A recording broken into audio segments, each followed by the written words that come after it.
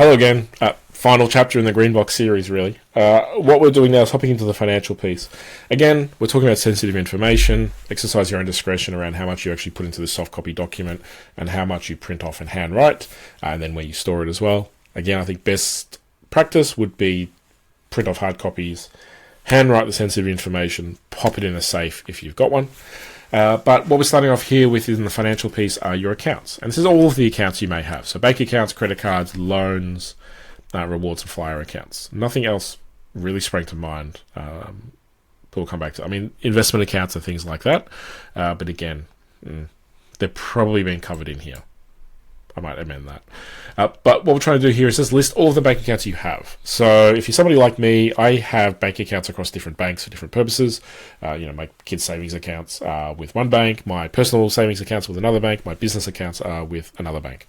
So it's a mess, basically. It makes sense to me, but I won't be there. So my executor has a list of the accounts that I have. So it's just a matter of listing the bank or the institution, the type of account it is, BSB reference number, the account number, the name of the account. So that's, Planning Solo Licensing is an account holder. Jordan Varker is an account holder. Jordan Varker is trustee for kid's name is an account holder. So just put that in there so they know who to reference. And then notes. And notes are often going to be, the purpose of this account is X. So within Planning Solo, for instance, I have a transaction account, savings account, and a tax account. So just letting them know, the account ending in these 4 digits is for transactions. Leave at least X amount in there to cover ongoing costs that will come up. The tax account is for this amount. That's where you pay the quarterly BAS and all the bits and pieces out of. Just trying to give them a bit of a rundown of how it all works as if I were here.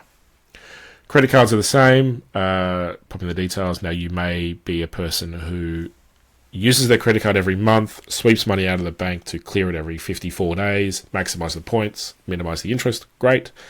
Let the people that you're leaving behind know that, because it would probably annoy you, I think, if you knew that they weren't paying it for they're paying on day 30 or day 60 and it was costing interest or bits and bobs, things like that.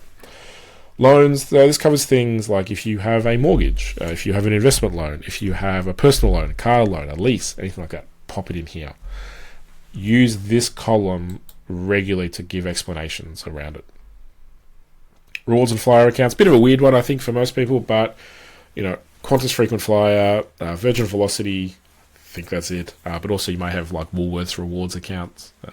Flybys is another one. Just pop it in here. Again, it's just another piece of admin that the people that are left behind will need to resolve anyway. And you might as well try to extract every dollar out of those groups that you can, because they don't make it easy. So this is really a bit of a master list of all the different accounts and people for whom they can reach out to. Now, the next element of your financial world that we're trying to make sure is sorted out and done well for the people you leave behind is a CGT register. And this is kind of a weird one. I think this is more common for financial advisors. I know it's not a very common thing for accountants, although they have all this information, and I think it's a huge value add they could be bringing to clients, but I'll leave that for another day. What this is a list of all the assets, all the financial assets in your life and their cost base. And you may have heard me talk about cost base in our work together or in some of the other stuff I've done, but essentially your cost base is what did it cost you to acquire this asset? And it's important because when you go to sell that asset, the difference between the sale price and your cost base is how they calculate the tax that might be payable. So if you bought an investment property for $500,000 all in, acquisition costs, legal costs, the actual purchase price, loan establishment costs, all those bits and pieces, $500,000. When you pass away, that house is worth $1 million. In some cases, it'd be really handy for your executor to know the cost base. Not all of them, but it's handy. It's just good to have this as a register anyway. Now, if you have a share portfolio, if you have a managed fund portfolio, this is all recorded in there anyway, so it's not an issue. But this is a really worthwhile exercise to have anyway, even if you decide to sell the property later in your own life. So it's a matter of, in this case, reaching out to your accountant if you have one or had one when you purchased the property and saying, look, can I just get an estimate or some substantiation of my cost base when I bought the property?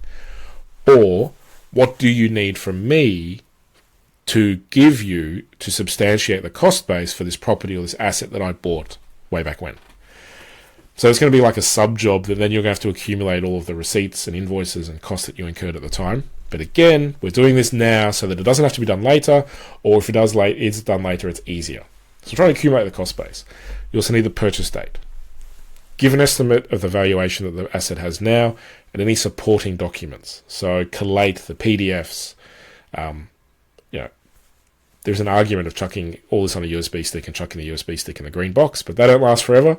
So you may want to just file these away in a filing cabinet and have a reference point to your executor of where to go for these documents. But you want supporting documents. You want conveyancing invoices. You want advice fee invoices. You want legal fees. You want loan establishment documents that will list all the bank fees that are involved. You want all of that information so that you can make the cost base as big as possible. This is a big job, but also as somebody who's helped a lot of people sell assets and sell properties, the job needs to be done. And so I think it's well worth you doing it while you're here to make that easier for them.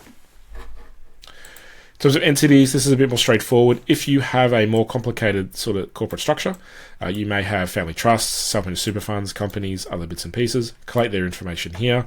Notes are really important. So I referenced my executor. I have left him notes saying, Planning Solo Licensing is the licensing entity in my corporate structure. It owns my Australian Financial Services license. I own the company.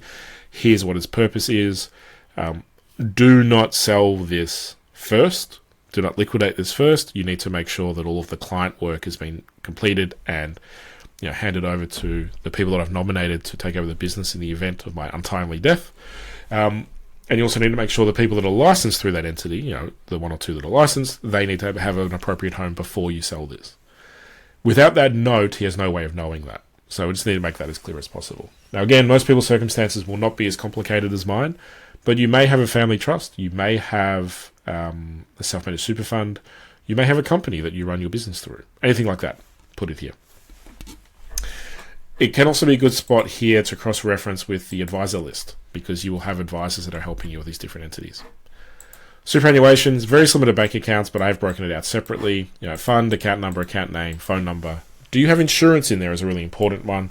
Have you nominated a beneficiary in there? If you have, try to list the type of beneficiary. So if it is a lapsing beneficiary, lapsing death benefit nomination, then every 3 years that'll lapse. You need to renew it.